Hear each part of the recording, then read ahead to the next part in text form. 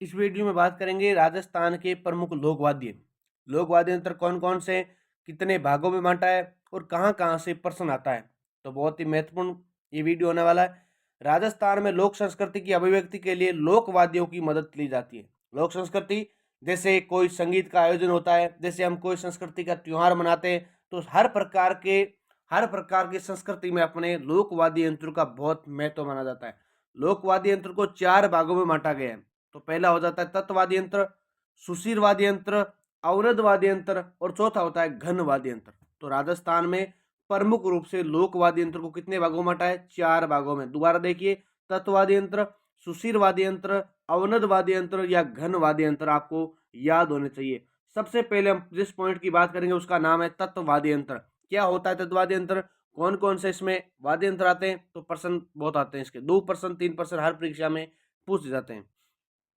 तो वे सभी वाद्य यंत्र जिनमें तार लगे होते हैं, तैसे तत् और तैसे तार, वे वाद्य यंत्र जिसमें तार लगे होते हैं तत् या तार वाद्य यंत्र कहलाते हैं। जिसमें सबसे पहले बात करेंगे हम सारंगी की। सारंगी किस प्रकार का वाद्य यंत्र हो जाएगा? तो तत् वाद्य यंत्र हो जाएगा। सारंगी के 2 प्रकार होते हैं, एक होता है सिंधी सारंगी और दूसरा होता है गुजरातन सारंगी। तो दोनों याद होने चाहिए कि सारंगी के 2 प्रकार होते हैं, पहला सिंधी सारंगी, दूसरा होता है गुजरातन सारंगी, जिसमें 7 तार होते हैं। कितने तार होते हैं? 7 तार होते हैं। मूल सारंगी में तारों की संख्या कितनी होती है? 27 होती है। ये प्रश्न भी परीक्षा में आया हुआ है कि जो मूल सारंगी होती है उसमें तारों की संख्या कितनी होती है? उसमें प्रमुख रूप से 27 होती है। सारंगी अधिकांशतः सागवान व केर की लकड़ी से बनाया जाता है। तो ये भी प्रश्न महत्वपूर्ण है कि सारंगी किस लकड़ी से बनाया जाता है? तो एक तो सागवान और केर की लकड़ी से बनाया जाता है। प्रश्न बहुत महत्वपूर्ण है, एक एक पॉइंट, एक एक लाइन विशेष रूप से महत्वपूर्ण है हर परीक्षा के लिए। तो सारंगी के तार बकरे की आंत से निर्मित होते हैं। कितने प्रश्न बन गए? एक तो तारों की संख्या 27 होती है और सारंगी सागवान और केर की लकड़ी से बनाई जाती है, जबकि सारंगी के तार बकरे की आंत से निर्मित होते हैं। किसकी निर्मित होते हैं? बकरे की आंत से निर्मित होते हैं। फिर बात करते हैं कि सारंगी को बजाने में प्रयुक्त गज में घोड़े की पूंछ के बालों का प्रयोग किया जाता है। जो सारंगी को बजाने में क्या करते हैं, जो प्रयुक्त गज में होता है, घोड़े की पूंछ के बालों के प्रयोग किया जाता है। सारंगी जैसलमेर की लंगा जाति का प्रमुख वाद्य यंत्र है। ये विशेष रूप से अच्छा प्रश्न है। सारंगी प्रमुख रूप से जैसलमेर की लंगा जाति का क्या है? प्रमुख वाद्य यंत्र है। अगला वाद्य यंत्र आता है एक तारा। अगला वाद्य यंत्र कौन सा आएगा? एक तारा। तो एक तारा में तारों की संख्या 2 होती है। एक तारा, नाम तो एक है लेकिन इसमें तारों की संख्या कितनी हो जाएगी? एक तारा नहीं होकर 2 तारा हो जाएगी। ठीक है, तो इसके लिए इसका नाम तो एक तारा है लेकिन तारों की संख्या होती है इसमें 2। ठीक है, एक वाद्य यंत्र एक हाथ से ही बजाया जाता है। एक वाद्य यंत्र, यह वाद्य यंत्र एक हाथ से बजाया जाता है जिसमें अंगुलियों द्वारा तारों से टकराकर लय उत्पन्न होती है। एक तारा का मतलब है कि जो अंगुलियां होती है अपनी, उसके माध्यम से तारों को इधर उधर ले जाकर टकराकर आपस में लय ताल अर्थात संगीत उत्पन्न किया जाता है। एक तारा का संबंध नारद जी से माना जाता है। नारद जी की जिसने भी फोटो देखी है, नारद जी के हाथ में एक तारा वाद्य यंत्र लिया जाता है, हमेशा हर समय उनके हाथ में रहता है। तो वह वाद्य यंत्र कौन सा हो जाएगा? एक तारा। क्या हो जाएगा? एक तारा वाद्य यंत्र का संबंध किससे है? नारद जी से है। फिर अगला वाद्य यंत्र आता है कामायचा। कामायचा वाद्य यंत्र, आशा करता हूं आपको याद हो रहे होंगे, कुछ समझ में भी आ रहे होंगे, तो आप बताते रहिए। कामायचा सारंगी जैसा ही वाद्य यंत्र है। जो कामायचा वाद्य यंत्र है वो सारंगी जैसा ही वाद्य यंत्र है, जो मुख्यतः जैसलमेर बाड़मेर में मांगणियार जाति का प्रमुख वाद्य यंत्र है। जैसलमेर बाड़मेर में मांगणियार जाति का प्रमुख वाद्य यंत्र कौन सा है? कामायचा। कामायचा के प्रमुख कलाकार साकर खां हैं। कामायचा के प्रमुख कलाकार कौन हो जाएंगे? साकर खां हो जाएंगे। अगला वाद्य यंत्र आता है रावण हत्ता। रावण हत्ता वाद्य यंत्र बात करते हैं उसकी, तो ये वाद्य यंत्र आधे नारियल की कटोरी पर खाल चढ़ाकर बनाया जाता है। रावण हत्ता जो वाद्य यंत्र होता है, जो नारियल की कटोरी होती है, जब नारियल को हम क्या करते हैं? फोड़ते हैं, जब उसका जो ऊपर वाला भाग होता है, कठोर ठोस वाला भाग, उसको क्या करते हैं? कटोरी के आकार में बनाकर उसके ऊपर खाल चढ़ाई जाती है, फिर वो रावण हत्ता नामक वाद्य यंत्र बनाया जाता है। रावण हत्ता वायलिन की तरह गज से बजाया जाता है। रावण हत्ता जैसे अपने गांवों में विशेष रूप से भोपे आते हैं, देखे होंगे आपने, तो भोपे आते हैं, वो क्या करते हैं? अपने हाथों में रावण हत्था लेके फिरते हैं। तो रावण हत्था वायलिन की तरह गज से बजाया जाता है। रावण हत्था में तारों की संख्या 9 होती है। अलग अलग तारों की संख्या याद होनी चाहिए। किसी में 27 देखे, किसी में 7 देखे, किसी में 2 देखे एक तारा में, तो किसी में 9 भी संख्या है। तो सब तारों की संख्या याद होनी चाहिए। तो रावण हत्था में रावण हत्था में विशेष रूप से तारों की संख्या कितनी है? 9 होती है। पाबू जी की फड़ बांधते समय भोपे द्वारा रावण हत्था का ही प्रयोग किया जाता है। ये प्रश्न महत्वपूर्ण है कि जो पाबू जी की फड़ होती है उसमें बांधते हैं, तब अपने को किसकी फड़ क्या करते हैं? रावण हत्था का प्रयोग किया जाता है। अगला वाद्य यंत्र आता है जंतर। जंतर वाद्य यंत्र की बात करते हैं तो जंतर वाद्य यंत्र में दो तुम्बे होते हैं। तुम्बे देखे हैं, खट्टे खट्टे खेत में लगते हैं। तो तुम्बे वाद्य यंत्र क्या होता है? इसमें दो तुम्बे होते हैं जिससे जंतर वाद्य यंत्र बनाया जाता है। जंतर वाद्य यंत्र में तुम्बों पर मगरमच्छ की खाल के 22 पर्दे लगे होते हैं। जो जंतर वाद्य यंत्र है उसमें तुम्बों पर क्या होता है? मगरमच्छ की खाल के। किसकी खाल के?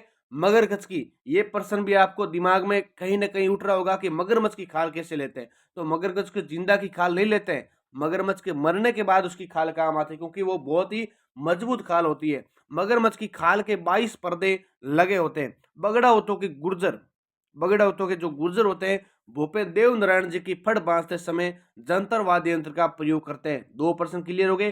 पाबू जी में तो किसका हो जाएगा? रावण हत्था का। जबकि देव नारायण जी की फड़ बांधते समय अपने जंतर वाद्य यंत्र का प्रयोग करते हैं। जंतर वाद्य यंत्र का प्रयोग कौन करते हैं? बगड़ावत के गुर्जर। कौन करते हैं? बगड़ावत की गुजर। इसमें 2 तुम्बे लगते हैं और 22 पर्दे लगे होते हैं जिसकी खाल होती है मगरमच्छ की। जंतर अच्छे से याद हो गया। अगला वाद्य यंत्र है रवाज। रवाज वाद्य यंत्र ये कामायचा की तरह होता है। रवाज वाद्य यंत्र प्रमुख रूप से कामायचा की तरह होता है। रवाज को बजाते समय अंगुली के नाखूनों का प्रयोग होता है। रवाज को बजाते समय किसका प्रयोग होता है? उंगली के जो नाखून होते हैं उसका प्रयोग होता है। विशेष रूप से नाखूनों से बजाया जाता है। और रवाज में तारों की संख्या होती है 12।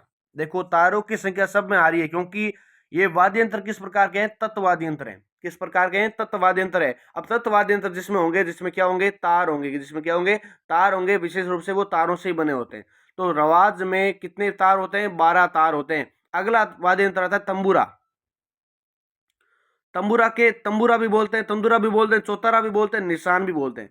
तो तंदूरा के विशेष अन्य नाम भी है, जैसे तंदूरा हो गया, चौतारा हो गया, निशान हो गया। इस वाद्य यंत्र में 4 तार लगे होते हैं। तंदूरे में कितने तार होते हैं? 4 तार होते हैं। याद करने का ट्रिक कैसे है? तंदूरा में 4 शब्द हो गए तो तंदूरा में 4 तार होते हैं। ठीक है। विशेष तौर पर यह वाद्य यंत्र एक ही लकड़ी द्वारा निर्मित होता है। जो तंदूरा वाद्य यंत्र होता है वो क्या होता है? एक लकड़ी से ही निर्मित होता है केवल। उसमें तार तो लगे होते हैं लेकिन जो धातु का प्रयोग करते हैं वाद्य यंत्र होता है उसमें एक ही लकड़ी का प्रयोग होता है। कामड़ जाति के लोग इसे बाबा रामदेव जी के भजन गाते समय बजाते हैं या गाते हैं।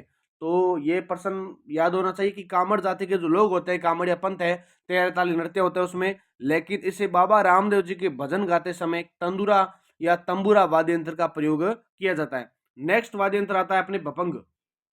अगला वाद्य यंत्र है भपंग। तो भपंग का संबंध किससे है? तो भपंग आल के तुम्बे का बना होता है। भपंग आल के तुम्बे का बना होता है। ये डमरू नुमा आकृति का होता है।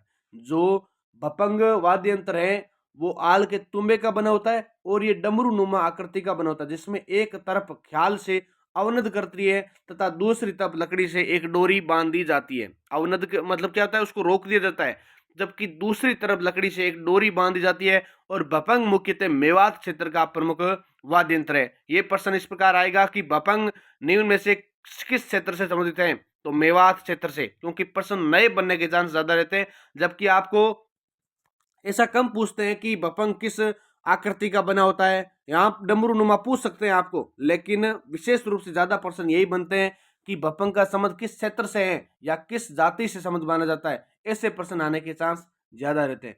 नेक्स्ट इसके कलाकार कौन है? तो भपंग के हो जाएंगे जहूर खान मेवाती। ये प्रश्न अभी जो ईओआरओ के एग्जाम हुए थे इसमें पूछ लिया था कि भपंग का संबंध किस कलाकार से है? तो जहूर खान मेवाती। देखो प्रश्न आ सकता है, रीट में भी आया हुआ है, सेकंड ग्रेड में ऐसे प्रश्न आते हैं कि इसके कलाकार कौन है, इसका संबंध मेवात क्षेत्र से है, इसमें कौन सा तत्वाद्य यंत्र नहीं है, कौन सा अवनद वाद्य यंत्र है। ऐसे प्रश्न अगर आते हैं तो आपको अच्छे से समझना जरूरी है। अगला वाद्य यंत्र है चिकारा। चिकारा वाद्य यंत्र, चिकारा सारंगी नुमा वाद्य यंत्र है। चिकारा कैसा वाद्य यंत्र है? सारंगी नुमा। चिकारा अलवर व भरतपुर में जोगियों द्वारा लोक कथाओं के गायन के समय बजाया जाता है। तो चिकारा वाद्य यंत्र होता है वो एक तो अलवर, एक भरतपुर में जो जोगी होते हैं उनके द्वारा जो लोक कथाओं के गायन के समय बजाए जाने वाला वाद्य यंत्र कौन सा है? चिकारा वाद्य यंत्र। अन्य तत्व वाद्य यंत्र सुरिंदा, बुकागो, गुजरी। अन्य तत्व वाद्य यंत्र कौन सा हो जाएगा? एक तो सुरिंदा हो जाएगा, एक बुकाको और एक गुजरी वाद्य यंत्र इसका प्रमुख माना जाता है। मोहन वीणा का आविष्कार, मोहन वीणा का आविष्कार पंडित विश्व मोहन भट्ट द्वारा किया गया था। पंडित विश्व मोहन भट्ट के द्वारा किया गया। ये सरोद रूप में गिटार का मिश्रित रूप है। पंडित विश्व मोहन भट्ट को संगीत के अंतर्राष्ट्रीय अवार्ड प्रेमी अवार्ड से नवाजा गया। किस अवार्ड से? अंतर्राष्ट्रीय अवार्ड ग्रेमी अवार्ड से नवाजा गया। ये हो गए अपने तत्ववाद्य यंत्र कंप्लीट। तत्ववाद्य यंत्र जितने भी थे हमने बात कर ली, चाहे कोई भी है, सुशीर है, कोई भी है। अब बात करेंगे अपने सुशीर वाद्य यंत्र। अगले वाद्य यंत्र आते हैं सुशीर वाद्य यंत्र। सुशीर वाद्य यंत्र में कौन कौन से आएंगे? सुशीर वाद्य यंत्र पहले तो होते कौन से, उनकी विशेषता क्या है? जैसे तत्ववाद्य यंत्र क्या मतलब क्या है? जिसमें तार होते हैं, जैसे चाहे 24 तार हो, चाहे 10 तार हो, चाहे 4 तार हो, 7 तार हो, 2 तार हो, कितने भी तार हो, उसमें विशेष रूप से तारों की संख्या होती है या तारों से बजाए जाते हैं। जबकि बात करते हैं सुशीर वाद्य यंत्र, दूसरा प्रकार, तो सुशीर वाद्य यंत्र फूंक से बजाए जाने वाले वाद्य यंत्र सुशीर वाद्य यंत्र। सुशीर अच्छी संगीत, अच्छा संगीत मुंह से निकलता है, तो फूंक से बजाए जाने वाले जो वाद्य यंत्र होते हैं वो होते हैं सुशीर। इसमें सबसे पहले बात करते हैं बांसुरी। अब बांसुरी भगवान कृष्ण है तो अपने मुख से बजाते थे, तो बांसुरी की बात करते हैं तो बांसुरी में कुल 7 छेद होते हैं। जो बांसुरी होती है उसमें 7 क्या होते हैं? छोटे छोटे छिद्र बने होते हैं, 7 छेद होते हैं, जिनमें से 6 छेद स्वर निकालने के लिए होते हैं। जबकि प्रसिद्ध बांसुरी वादक कौन हो जाते हैं? हरिप्रसाद चौरसिया।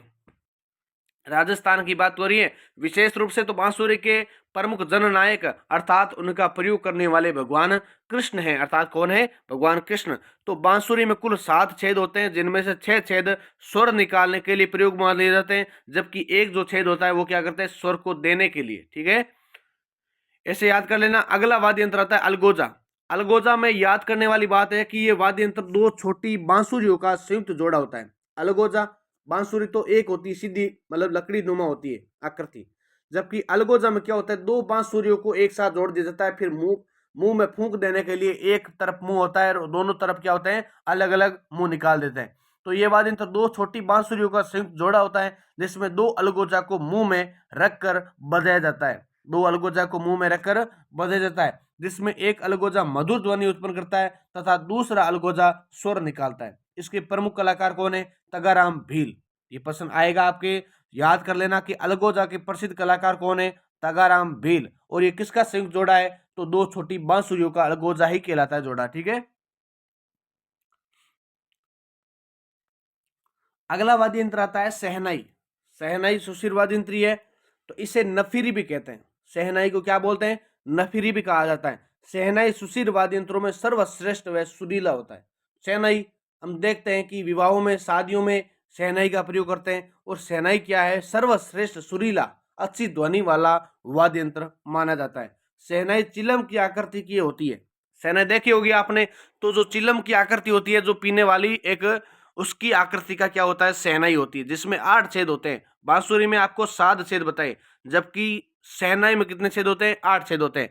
शहनाई शीशम, सागवान या ताली लकड़ी से बनाई जाती है। ये प्रश्न भी याद होना चाहिए कि शहनाई में कौन सी लकड़ी का प्रयोग किया जाता है। तो शहनाई में शीशम का भी प्रयोग करते हैं, सागवान की लकड़ी का भी करते हैं, और ताली लकड़ी का भी प्रयोग करते हैं। शहनाई को अलगोजे की तरह 2 को एक साथ बजाए जाते हैं। 2 शहनाई को क्या करते हैं? एक साथ बजाए जाते हैं, जिसमें से स्वर अलग अलग निकलते हैं, लेकिन बजाने वाले व्यक्ति अलग अलग होते हैं। इसमें तो अलगोजा में तो क्या करता है? एक व्यक्ति ही शहनाई को बजा जाता है, नहीं, उसको अलगोजे को बजाता है। लेकिन शहनाई में क्या करते हैं? अलग अलग 2 व्यक्ति क्या करते हैं? अलग अलग बजाते हैं। जबकि प्रसिद्ध कलाकार इसके कौन है? तो उस्ताद बिस्मिल्लाह खां।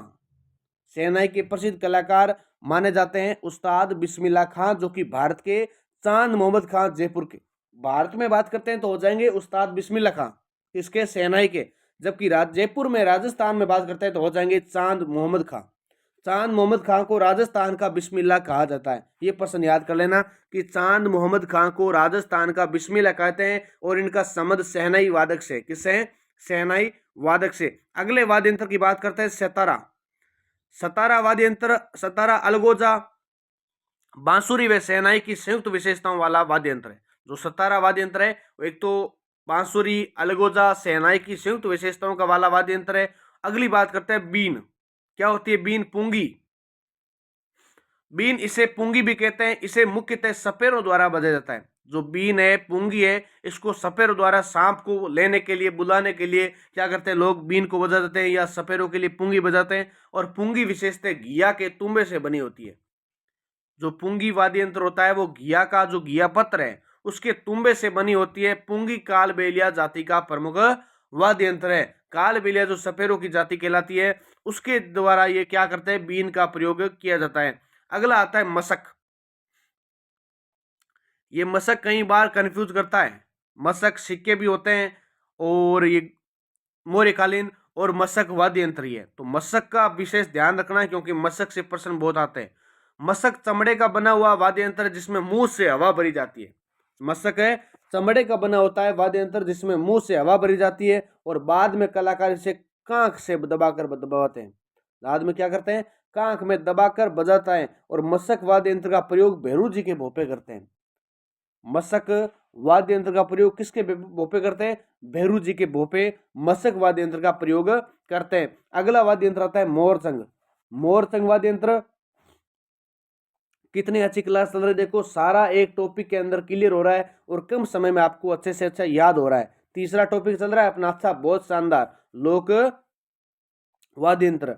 तो मोरचंग लोहे या किसी अन्य धातु का बना हुआ ये वाद्य यंत्र जिसे होठों के बीच रखकर बजाया जाता है। जो मोरचंग वाद्य यंत्र होता है उसको लोहे या किसी अन्य धातु का बना होता है और ये वाद्य यंत्र जिसे होठों के बीच रखकर बजाते हैं। अगला आता है बांकिया। बांकिया पीतल का बना हुआ तथा बिगुल की शक्ल का होता है। बिगुल बजाते हैं ना, बिगुल, उसकी आकार का ये बना होता है और ये किसका बना होता है, पीतल का। अगला नड़ वाद्य यंत्र आता है। आपको तो ध्यान ये रखना है कि ये जो नड है, बिगुल है या बांकिया, ये सब क्या है, सुशीर वाद्य यंत्र है। किसे, सुशीर वाद्य यंत्र है। नड़ की बात करते हैं तो नड़ मरु प्रदेश का अत्यंत दुर्लभ वाद्य यंत्र है। नड़ मरु प्रदेश का अत्यंत दुर्लभ वाद्य यंत्र है।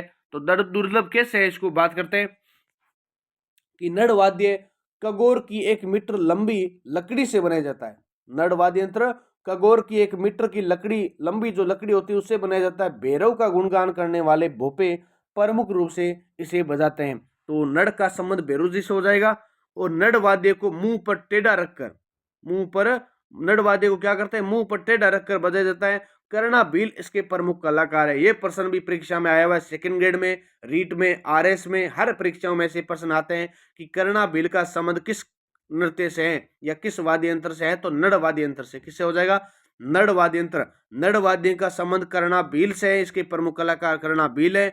मुरला, मुरला पुंगी का परिष्कृत रूप होता है। मुरला क्या है, पुंगी का ही परिष्कृत रूप, उसका सुधरा हुआ रूप क्या है, मुरला होता है। अगला आता है सिंगी या सिंगा।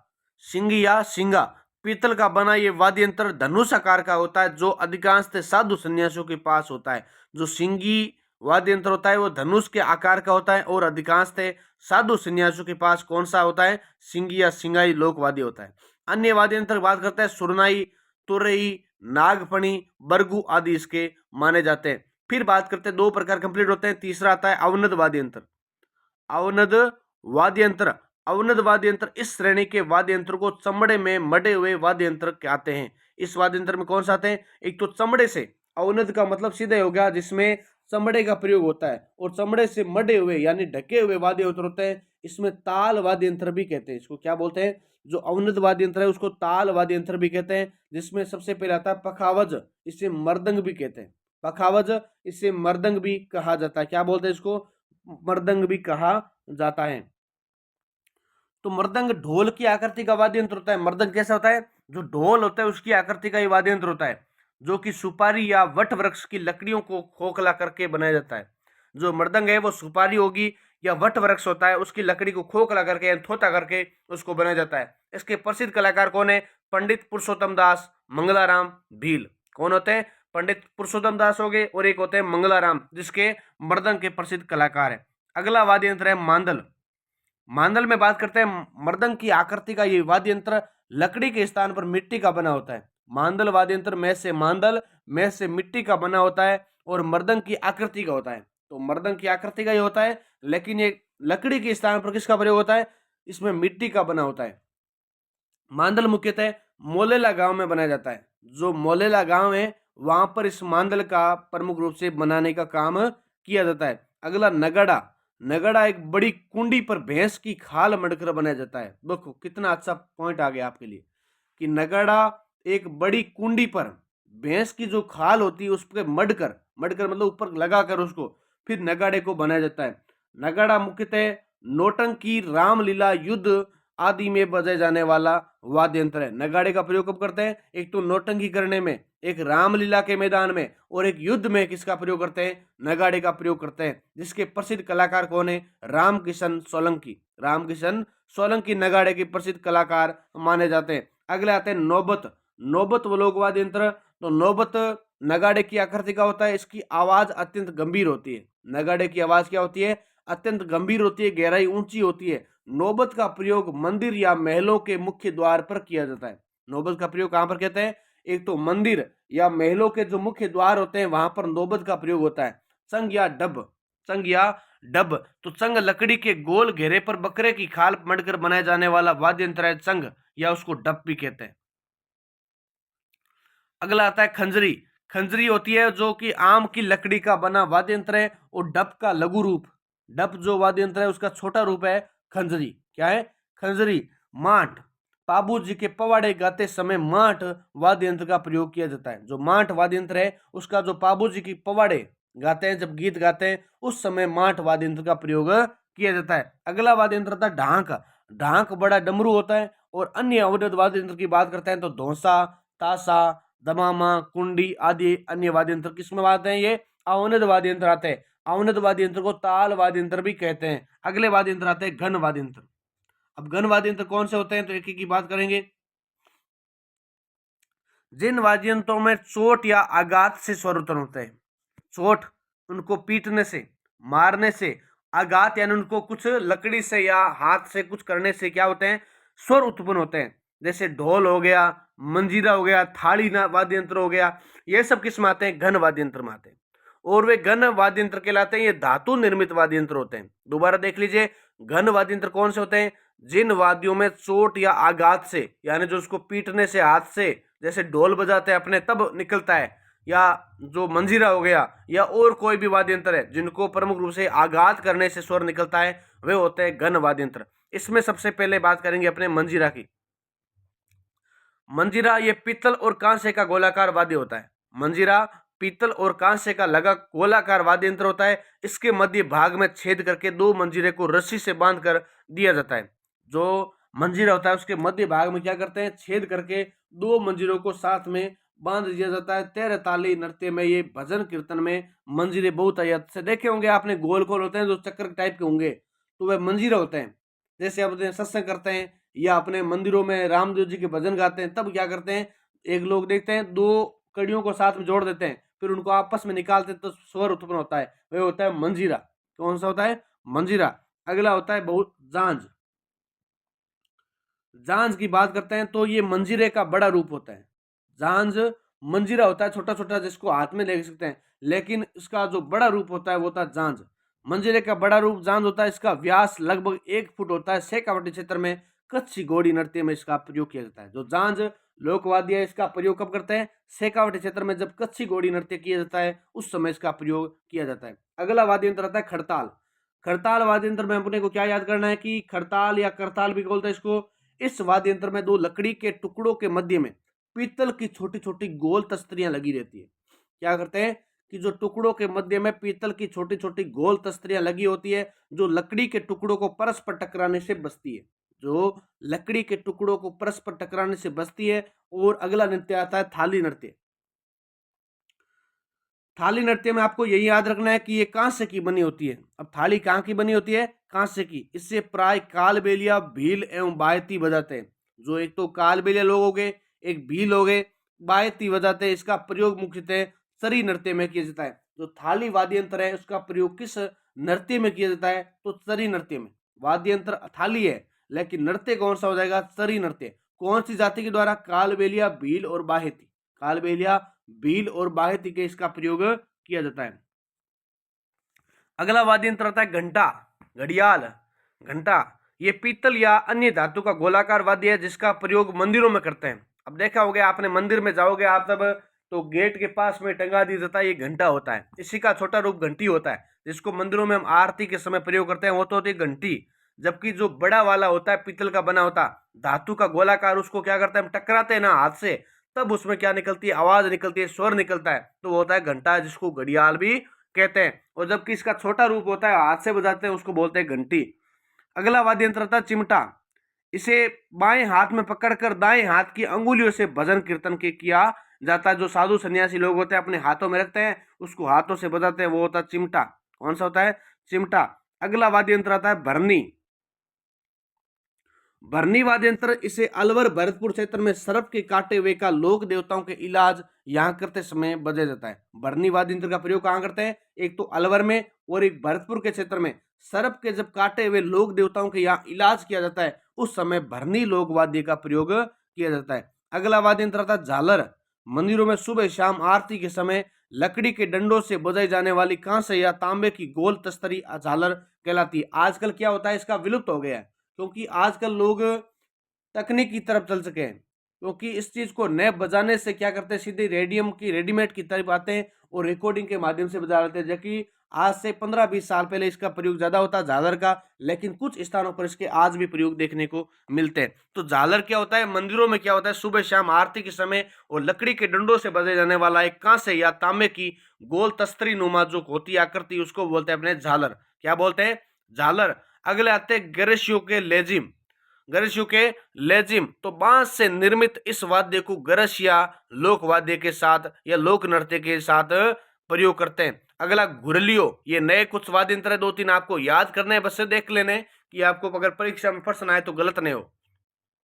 घुरलियो बांस की खपची से निर्मित, बांस की खपची से निर्मित इस ताल का प्रयोग काल बेलिया व गरासिया लोग करते हैं। कौन करते हैं? काल बेलिया व गरासिया लोग करते हैं। जबकि अगला वाद्य यंत्र आता है रमजोल। रमजोल वाद्य यंत्र चमड़े की पट्टी पर बहुत सारे छोटे छोटे घुंघरू छिलकर इसे बनाया जाता है। जो रमजोल होती है उसको क्या बोलते हैं? एक तो चमड़े की पट्टी होती है जिस पर आपने देखे होंगे पैरों में बांधते हैं रमजोल, और एक चमड़े की पट्टी होती है, उसके बार बार घुंघरू लगा देते हैं जैसे पायल के जैसे, तो घुंघरू छिलकर उसे बनाया जाता है।